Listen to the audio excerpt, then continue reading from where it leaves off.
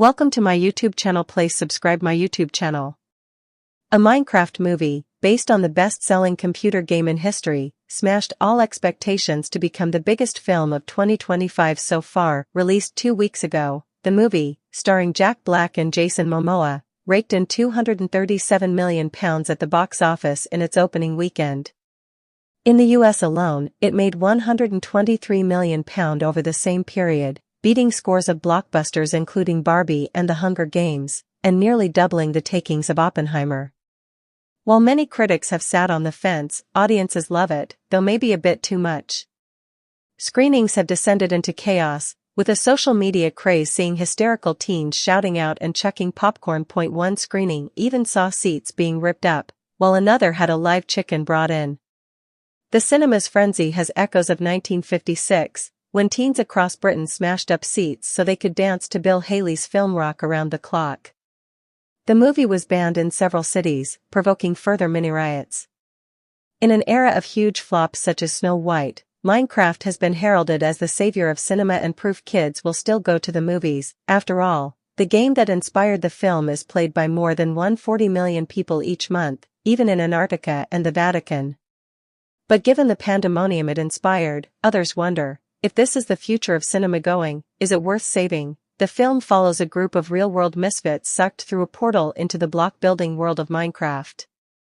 There, they meet Steve, the central character of the game, played by Jack Black. The group then has to navigate a series of threats to finally return home safe and sound. Plans for a movie adaptation had been in the works for more than a decade, shifting through several producers, directors, and storylines before filming finally began in January last year.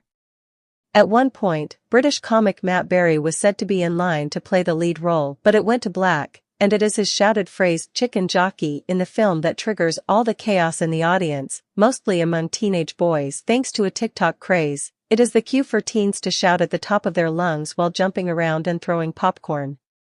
It has got so bad that cinemas are now issuing stern warnings beforehand and threatening to call the police.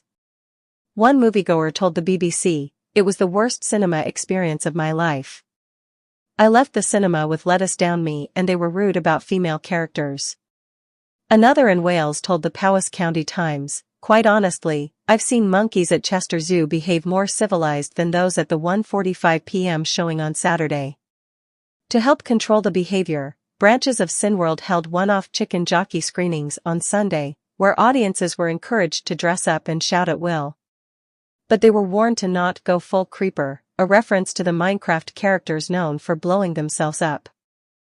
Audiences in America have been even worse, committing outright vandalism. One cinema in New Jersey had a whole row of seats ripped out and the entire auditorium trashed. And fans in Utah even managed to smuggle in a live chicken, which they held up to whoops from others in the audience. To help calm matters, Jack Black appeared at one screening and told the audience, "Please, no throwing popped corn, and also absolutely no chicken jockey." But the film's delighted director, Jared Hess, could not be happier. "It's been so bananas, and I've seen so many funny videos," he told Entertainment Weekly. "It's great, especially when people are climbing on their friends' shoulders and standing up and cheering for those moments. I'm just glad people are making memories with their friends and families." Any parent who has ever had to drag their child away from the computer will know that the Minecraft craze is nothing new. Released in 2009, the game quickly became a sensation.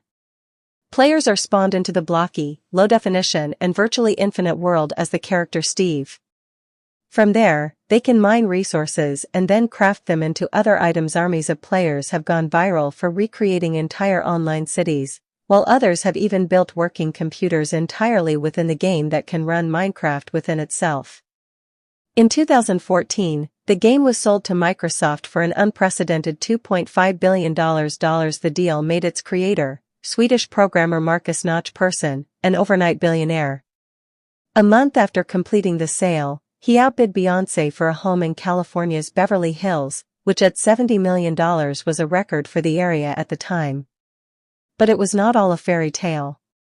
Soon after the sale, he wrote, "Partying with famous people, able to do whatever I want, and I've never felt more isolated." Instead, he sought out controversy, calling feminism a social disease and posting the far-right mantra, "It's okay to be white" to Twitter.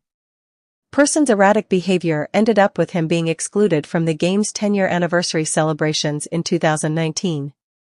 By this time, Minecraft had taken on a life of its own. Numerous YouTubers launched their careers off the back of Let's Play videos, going on to become multimillionaires. Among them is Mr. Beast, whose net worth now sits north of $500 million, and who recently wrapped filming Amazon Prime game show Beast Games, the largest reality show ever created. Others, such as PewDiePie, are huge celebs in their own right, if you're under 25, that is, having conquered the big screen, becoming most popular video game film adaptation in history, dethroning the Super Mario Bros. Movie. Minecraft is now set to enter the world of theme park attractions, hotels, and shopping experiences. A multi-million-pound deal has been signed with park operators Merlin Entertainments, with plans to open attractions in the UK and US in 2026 and 2027.